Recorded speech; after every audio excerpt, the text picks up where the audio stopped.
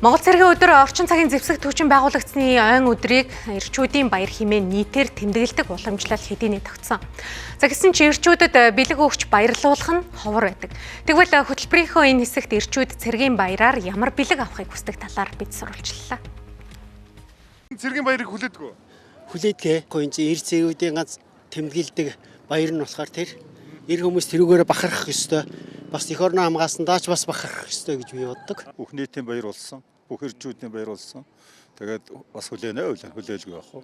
Сайхан. Ганы хүлээгээд ах юм байгаа. Тэгээд 3 сард болно мэдэн, сайн мэдэн, тэмдэглэн. Хүлээлгүй яах вэ? Би зэрэг алба хаасан. Тэгэхээр нэгдүгээр, хоёрдугаар миний төс өдөр болдог учраас бас хүлээлгэхтэй нуугаад байгаа юм хаа. Хүлээнэ. Монгол орны батлан хамгаалах тусаар тогтнолтой шууд холбоотой гоё баяр шүү дээ. Таны хувьд эр цэргийн баяраар авч ирсэн хамгийн сонирхолтой ч гэдэг юм хамгийн содон бэлэг нь ямар бэлэг байсан? За одоо хүүхдүүдээс л бэлэг авч ирсэн та. За нэг хүүхэд гар утсан гэсэн тэр л их том байлаа. Мардагдахгүй юу? Цэрэгтэй хахад нөгөө ангийнхаа захирагчаас ар гэрт нэм загчлал гэдэг байхгүй нөгөө цэргүүдийг. Одоо ингээд танай хүү онцорж яана гэдэг тэр л надад хамгийн гоё дурсамжтай. Баян хонгор аймаг руу явуулж байгаа байхгүй манай.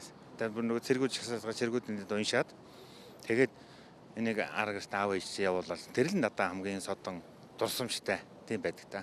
За тилээ гутал өтерлээсэн да. Сахлын машин. Ер нь цэргийн баяраар ер нь эрчүүд яг ямар бэлэг авахыг хүсдэг вэ? Нөгөө бэлгийн морины шүдийг хардгуу гэдэг үстэй. Тийм болохоор тэгэл сэтгэлээс өгч байгаа бэлэг болох нь одоо юу байх байлгүй? Сайхан байх байлгүй? Би яг бэлэг нэг хүсдэг шүү дээ. Хүүхдүүдтэй хоолнд орчих нь орон цагаар Дурсагдахаар юу ч байсан яах вэ те. Хүн сэтгэлээсээ л гэсэн болвол тэгээ юу ч байсан хамаагүй л гэж боддог. Ерөн сайхан сэтгэлийн үгээр л урам хайрлаас л гэж боддог.